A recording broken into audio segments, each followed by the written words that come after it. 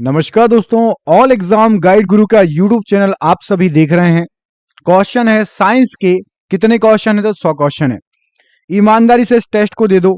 यदि आपने पढ़ाई कर ली है ना, साइंस याद है, सिर्फ पढ़ने वालों को बोल रहा हूं, जिसको साइंस याद है, कॉन्फिडेंस है, साइंस पढ़ ली है, 50 प्रश्न सही करके दिखाओ।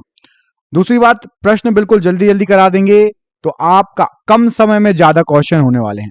अब डिपेंड आप पे करता है कितनी ईमानदारी से आप पढ़ रहे हो, 100 में से कितने नंबर ला रहे हो।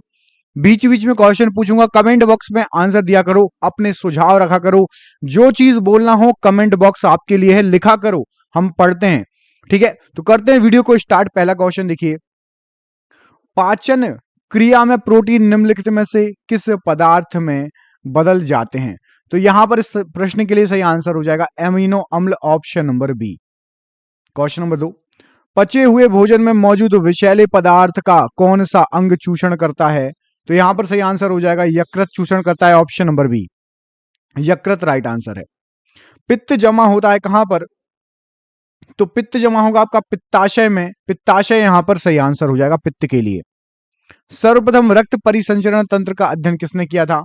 तो सबसे पहले हार्वे ने रक्त परिसंचरण तंत्र का अध्ययन किया था, ऑप्शन नंबर यहां पर आपका सी सही आंसर हो जाएगा। अगला क्वेश्चन देखिए, पेस मेकर का संबंध किससे होता है? तो पेस मेकर का संबंध होता है हृदय से, ऑप्शन नंबर बी हृदय सही आंसर है। सोते समय रक्त दाब में क्या परिवर्तन होता है? तो सोते समय आपका जो रक्त दाब रहेगा वो घट जाएगा, क्योंकि आप विराम अवस्था में हो, तो रक्त दाब प्रेशर घट जाएगा रक्त का। शरीर की विशालतम धमनी कौन सी है? तो शरीर की विशालतम धमनी आपकी एरोटा है, ऑप्शन नंबर सी यहां पर सही आंसर है। रक्त में पाई जाने वाली धातु कौन सी है? तो रक्त में पाई जाने वाली धातु आपकी लोहा है, ऑप्शन नंबर सी लोहा सही आंसर है। मानव शरीर में खून के शुद्धिकरण की प्रक्रिया को क्या कहते हैं? तो खून के शुद्धिकरण की प्रक्रिया को डायलिसिस कहा जाता है, option number C dialysis right answer है। हीमोग्लोबिन का क्या कार्य होता है? तो हीमोग्लोबिन ऑक्सीजन ले जाना, ये हीमोग्लोबिन का कार्य है, ऑप्शन नंबर सी सही आंसर है। मानव रक्त का पीएच मान कितना होता है? तो मानव रक्त का पीएच मान 7.4 होता है, ऑप्शन नंबर सी 7.4 सही आंसर है। उपस्थिति तथा हड्डियों के निर्माण और संपोषण में आवश्यक तत्व कौन सा होता है? तो यहां पर सही आंसर हो जाएगा आपका कैल्शियम, ऑप्शन नंबर ए हड्डियों और उपास्थियों के लिए बहुत इंपॉर्टेंट है कैल्शियम। निम्नलिखित में से किसकी पेशियों में स्वस्पंदन का गुण पाया जाता है? तो स्वस्पंदन का गुण पाया जाता है हृदय की पेशियों में, ऑप्शन नंबर सी सही आंसर हो जाएगा। किस अम्ल के मांसपेशियों में जमा हो जाने के कारण मनुष्य को थकान महसूस होती है? तो उस अम्ल का नाम है आपका लैक्टिक एसिड या लैक्टिक अम्ल, ऑप्शन नंबर ए राइट आंसर हो जाएगा इस प्रश्न के लिए। मानव शरीर के निम्नलिखित अंगों में से कॉर्निया किसका भाग होता है? तो जो कॉर्निया होता है वो आंख का भाग है, ऑप्शन नंबर बी आंख सही आंसर है। नेत्र में प्रवेश करने वाले प्रकाश की मात्रा का नियंत्रण निम्न में से किस अंग द्वारा होता है? प्रकाश की मात्रा का नियंत्रण जो होता है, यहां पर सही आंसर हो जाएगा इस प्रश्न के लिए ऑप्शन नंबर आइरिस के द्वारा, ऑप्शन नंबर बी यहां पर आइरिस राइट आंसर है। त्वचा का रंग किसके कारण होता है? तो त्वचा का जो रंग मिलता है वो मिलता है मेलानिन के कारण, काला या सफेद जो भी होता है मेलानिन की मात्रा के कारण होता है, option number B right answer है। मानव शरीर का सबसे बड़ा अंग कौन सा है? तो मानव शरीर का चमड़ा, हमारे शरीर की त्वचा, चमड़ा सबसे बड़ा अंग होता है। मनुष्य के आंसू में कौन सा एंजाइम होता है जिसमें जीवाणु मर जाते हैं? तो मनुष्य के आंसू में होता है आपका लाइजोजाइम, ऑप्शन नंबर सी सही आंसर है। मानव शरीर के कौन से अंग का प्रत्यारोपण नहीं किया जा सकता? तो हमारे शरीर का यहां पर जो है मस्तिष्क का प्रत्यारोपण नहीं किया जा सकता, ऑप्शन नंबर बी मस्तिष्क को नहीं बदल सकते आप। मानव शरीर का कौन सा अंग पुनरुद्भवन को प्रदर्शित करता है? तो पुनरुद्भवन की प्रकृति यकृत में होती है, ऑप्शन नंबर बी यहां पर राइट आंसर हो जाएगा। किसी प्राणी के शरीर में के समस्त भाग का अधिकांश भाग कौन सा होता है? तो हमारे शरीर में अधिकांश भाग जल है, ऑप्शन नंबर बी जल सही आंसर हो जाएगा।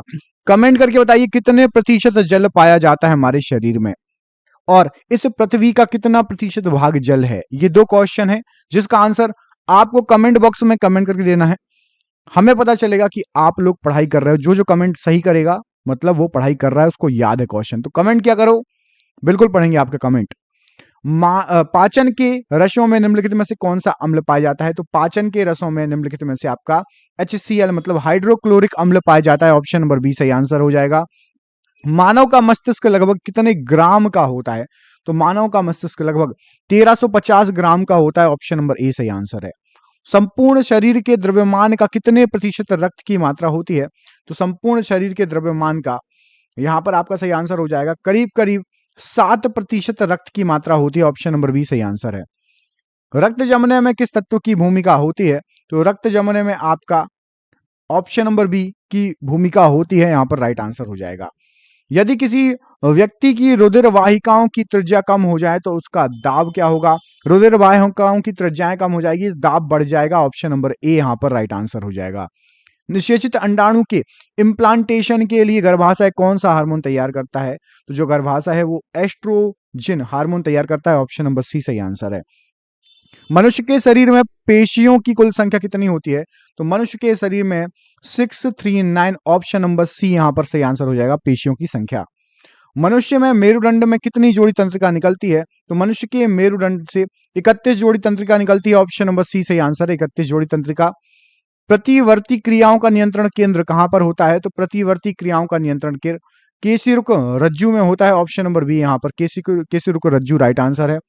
वायु एवं जल की क्रिया द्वारा भूमि का हटाव क्या कहलाता है? तो वायु एवं जल की क्रियाओं द्वारा भूमि का हटाव अपर्दन कहलाता है। ऑप्शन नंबर ए अपर्दन राइट आंसर हो जाएगा। हाइड्रोफाइट कहते हैं किसको? तो हाइड्रोफाइट जो होते हैं वो एक जलीय पौधे होते हैं। ऑप्शन नंबर ए सही आंसर हो जाएगा, जलीय पौधों को। निम्न में से कौन सा पौधा मरुदविद है? तो यहाँ पे जो ऑप्शंस दिए गए हैं आपको, उसमें से मरुदविद पौधा आपका करील है। ऑप्शन नंबर सी करील सही आंसर है। कौन सौर ऊर्जा का सबसे बड़ा यौगिकीकरण कौन है? तो सौर ऊर्जा का सबसे बड़ा हरे पौधे यौगिकीकरण करते हैं। ऑप्शन नंबर बी सही आंसर हो जाएगा। एपीफाइट्स बहुत अधिक विकसित होती है। ऐसे पौधे होते हैं जो अन्य पौधे पर निर्भर करते हैं, किसके लिए? तो यांत्रिक मदद हेतु, मतलब जो बेलें होती है ना पेड़ में लपेटी जाती हैं, खुद से स्वयं से खड़ी नहीं हो पाती है, उनको एपीफाइट्स कहा जाता है। ऑप्शन नंबर डी सही आंसर है। रेगिस्तान में पैदा होने वाले पौधे क्या कहलाते हैं? तो जो रेगिस्तान में पैदा होते हैं पौधे उनको ज़ोरोफाइट्स कहा जाता है। ऑप्शन नंबर बी यहां पर सही आंसर हो जाएगा। धूल प्रदूषण रोकने के लिए उपयुक्त वृक्ष कौन सा है? तो धूल प्रदूषण रोकने के लिए नीम जो है उपयुक्त वृक्ष है। ऑप्शन नंबर बी यहां पर सही आंसर हो जाएगा, नीम। वैश्विक तापन के फलस्वरूप हो सकता है? तो वैश्विक तापन के फलस्वरूप तट रेखा में परिवर्तन हो सकता है। ऑप्शन नंबर बी यहां पर राइट आंसर हो जाएगा। मानव जनित पर्यावरण प्रदूषण कहलाते हैं? तो मानव जनित जो पर्यावरण प्रदूषण होते हैं वो परजैविक कहलाते हैं। ऑप्शन नंबर सी परजैविक राइट आंसर है। ऊर्जा के किस रूप में प्रदूषण की समस्या नहीं होती है? तो ऊर्जा का सौर रूप, उसमें प्रदूषण की समस्या नहीं होती है। सौर ऊर्जा को यूज कीजिए, कोई प्रदूषण पॉल्यूशन नहीं होगा। निम्नांकित में से कौन अधिकतम ध्वनि प्रदूषण करता है? तो यहाँ पे जो ऑप्शंस दिए गए उसमें से जेट इंजन सबसे तेज आवाज करता है, ध्वनि प्रदूषण ज्यादा करेगा। मानव त्वचा का अध्ययन करने वाले विज्ञान की शाखा को क्या कहा जाता है? तो मानव त्वचा के अध्ययन करने वाले विज्ञान की शाखा को डर्मेटोलॉजी कहा जाता है। Option number B dermatology right answer हो जाएगा। जीवों के संक्रमण के विरुद्ध प्रतिरोध का अध्ययन किया जाता है? तो जीवों के संक्रमण के विरुद्ध इम्यूनोलॉजी में अध्ययन किया जाता है प्रतिरोध का। ऑप्शन नंबर ए यहां पर राइट आंसर है। रक्त में एंटीबॉडी एवं एंटीजन के अध्ययन को क्या कहा जाता है? तो रक्त में एंटीबॉडी एंटीजन के अध्ययन को सीरोलॉजी कहा जाता है। यहां पर option number D serology right answer हो जाएगा। मछलियों से संबंधित अध्ययन क्या कहलाता है? तो मछलियों से संबंधित अध्ययन को इक्थियोलॉजी कहा जाता है। ऑप्शन नंबर सी इक्थियोलॉजी यहां पर राइट आंसर हो जाएगा। पारिस्थितिकी विज्ञान इकोलॉजी का संबंध किससे होता है? तो इकोलॉजी का जो संबंध होता है शरीर संरचना और वातावरण से होता है। ऑप्शन नंबर बी यहां पर राइट आंसर हो जाएगा। आधुनिक एंटीसेप्टिक सर्जरी का जनक कौन है? तो आधुनिक एंटीसेप्टिक सर्जरी लिस्टर इसके जनक हैं। ऑप्शन नंबर ए लिस्टर यहां पर इस प्रश्न के लिए राइट आंसर है। किसके द्वारा अनुवांशिकता के विज्ञान को अनुवांशिकी कहा गया है? तो यहां पर सही आंसर हो जाएगा वॉटसन के द्वारा अनुवांशिकता के विज्ञान को अनुवांशिकी कहा गया है।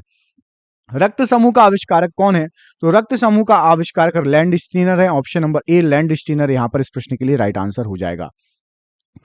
हृदय का पहला प्रतिस्थापन किसके द्वारा किया गया? तो हृदय का सबसे पहला प्रतिस्थापन डॉक्टर क्रिश्चियन बर्नार्ड द्वारा किया गया। ऑप्शन नंबर सी सही आंसर हो जाएगा। विकास का सिद्धांत किसके द्वारा प्रतिपादित किया गया था? तो जो विकास का सिद्धांत है वो डार्विन के द्वारा प्रतिपादित किया गया था। ऑप्शन नंबर बी डार्विन यहां पर राइट आंसर है। हिस्टोलॉजी शब्द का सर्वप्रथम प्रयोग किसने किया? सबसे पहले मेयर द्वारा हिस्टोलॉजी शब्द का प्रयोग किया गया। ऑप्शन नंबर डी यहां पर सही आंसर है। निम्नलिखित में से कौन सा ऊतक घाव भरने में सहायक होता है? तो यहां पर जो ऑप्शंस दिए गए हैं उसमें से आपका एपिथेलियमी ऊतक जो है घाव भरने में सहायक होता है। ऑप्शन नंबर बी सही आंसर हो जाएगा। निम्न में से कौन एक शरीर को गर्म रखने हेतु उत्तरदायी होता है? तो शरीर को गर्म रखने हेतु उत्तरदायी आपका होता है वसामय ऊतक। ऑप्शन नंबर ए वसामय ऊतक यहां पर राइट आंसर हो जाएगा इस प्रश्न के लिए। संवेदना का चालन शरीर के एक भाग से दूसरे भाग में किसके द्वारा होता है?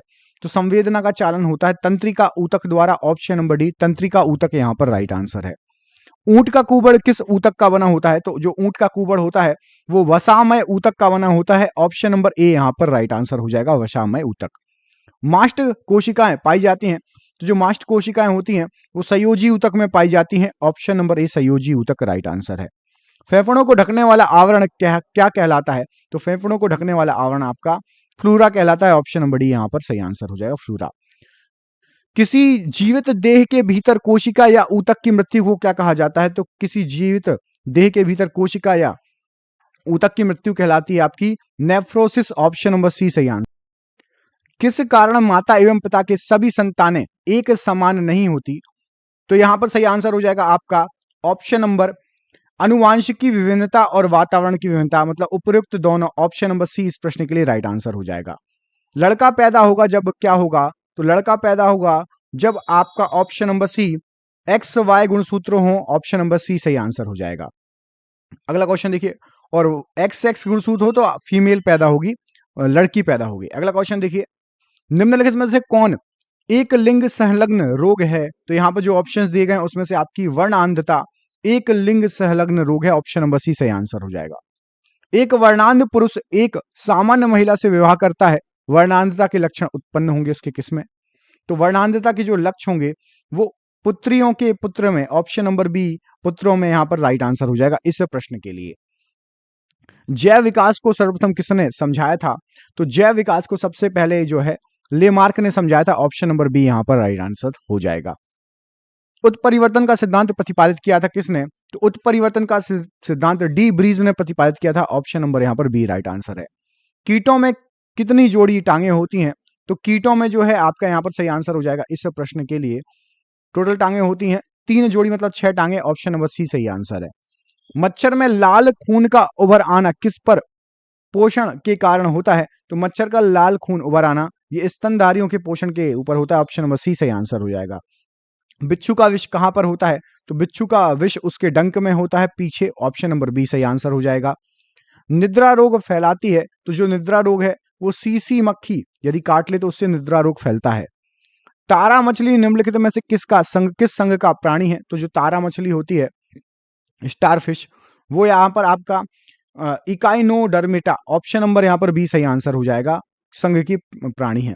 निम्न में से कौन मानव मात्र के लिए उपयोगी नहीं है? तो मानव मात्र के लिए फीताक्रमी उपयोगी नहीं है, फीताकृषि नहीं, फीताक्रमी है ये। ऑप्शन नंबर सी यहां पर सही आंसर हो जाएगा। जेलीफिश के नाम से जाना जाता है, तो जेलीफिश के नाम से आपका ओरिलिया को जाना जाता है। ऑप्शन नंबर सी ओरिलिया यहां पर राइट आंसर हो जाएगा। मेढक का लार्वा क्या कहलाता है? तो मेढक का लार्वा आपका टेड पॉल कहलाएगा। ऑप्शन नंबर ए यहां पर राइट आंसर हो जाएगा। शीत रक्तीय प्राणी कौन से हैं? तो शीत रक्तीय प्राणी आपका मछली भी है, छिपकली भी, मेढक, मतलब ये सभी। ऑप्शन नंबर डी यहां पर राइट आंसर हो जाएगा। विषैली छिपकली है, तो विषैली छिपकली आपकी कहलाती है option number C Heloderma. Option number C Heloderma right answer हो जाएगा। समुद्री सर्प को क्या कहा जाता है? तो समुद्री सर्प आपका डेविल फिश कहलाता है, डेविल फिश समुद्री सर्प। ऑप्शन नंबर सी सही आंसर है। सर्प में मध्य कर्ण नहीं होता, वे ध्वनि ग्रहण करते हैं किससे? तो ध्वनि ग्रहण करते हैं सर्प आपके त्वचा से। ऑप्शन नंबर सी त्वचा यहां पर राइट आंसर हो जाएगा। मेढक में फर्टिलाइजेशन की प्रकृति होती है, तो मेढक में जो फर्टिलाइजेशन की प्रकृति होती है वो होती है बाह्य फर्टिलाइजेशन। ऑप्शन नंबर ए सही आंसर हो जाएगा। अधिकांश कीट श्वसन कैसे करते हैं? तो जो अधिकांश कीट होते हैं वो वातक तंत्रों से श्वसन करते हैं। ऑप्शन नंबर बी यहां पर राइट आंसर हो जाएगा। अगला क्वेश्चन देखिए, तालाबों और कुओं में निम्नलिखित में से किस एक को छोड़ने से मच्छरों को नियंत्रित करने में मदद मिलेगी? तो तालाबों और कुओं में ये आप गैम्बूसिया को छोड़ दो तो मच्छरों और कीटों को नियंत्रित करने में मदद मिलेगी। ऑप्शन नंबर सी सही आंसर है। निम्नलिखित में से किस एक सर्प का भोज्य मुख्य रूप से अन्य सर्प होते हैं? तो नागराज का भोज्य अन्य सर्प होते हैं। ऑप्शन नंबर बी बिल्कुल सही आंसर है।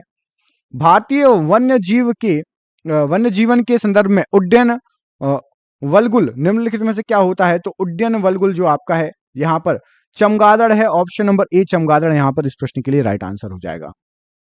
निम्न में से किसमें रक्त नहीं होता किंतु श्वसन करता है? तो आपका हाइड्रा में रक्त नहीं होता लेकिन हाइड्रा श्वसन करता है, ऑप्शन नंबर सी यहां पर सही आंसर हो जाएगा।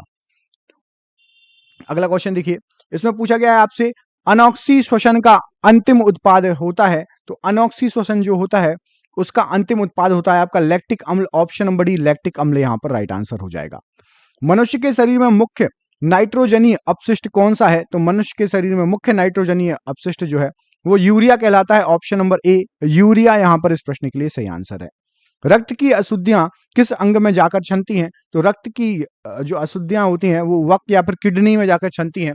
आपको मुझे कमेंट करके बताना है हमारे शरीर में किडनी कितनी होती हैं, एक या फिर दो? किडनियों की संख्या शरीर में कितनी होती है? कमेंट बॉक्स में कमेंट करके बताइए। और ये आज का आखिरी क्वेश्चन, मानव मूत्र का पीला रंग किसके कारण होता है? तो मानव मूत्र का जो पीला रंग होता है वो यूरोक्रोम के कारण होता है, ऑप्शन नंबर ए बिल्कुल सही आंसर हो जाएगा। आपको एक क्वेश्चन और दे रहा हूं, आपको बताना है पीएच वैल्यू किसकी? मानव मूत्र की पीएच वैल्यू, और सिर्फ इतना बताना है कि मानव मूत्र जो है अम्लीय होता है या क्षारीय। मानव मूत्र अम्लीय होता है या क्षारीय, केवल इतना आपको कमेंट बॉक्स में कमेंट करके बताना है। देखते हैं किस किसको इस प्रश्न का आंसर पता है। दोस्तों यदि क्वेश्चन अच्छे लगे हो तो दोस्तों के साथ भेजो। आपका कोई भी टॉपिक कोई भी चीज आपको चाहिए हो आप मुझे कमेंट करके बताइए, कोशिश करेंगे कि उस पर वीडियो बनाए। तो प्लीज कमेंट जरूर करिएगा, आपका कमेंट बहुत इंपॉर्टेंट होता है, जरूर कमेंट करिए। मिलते हैं अगले वीडियो में, तब तक के लिए अपना ख्याल रखिए। आप सभी का बहुत बहुत धन्यवाद दोस्तों, आपका दिन शुभ हो। बहुत बहुत धन्यवाद।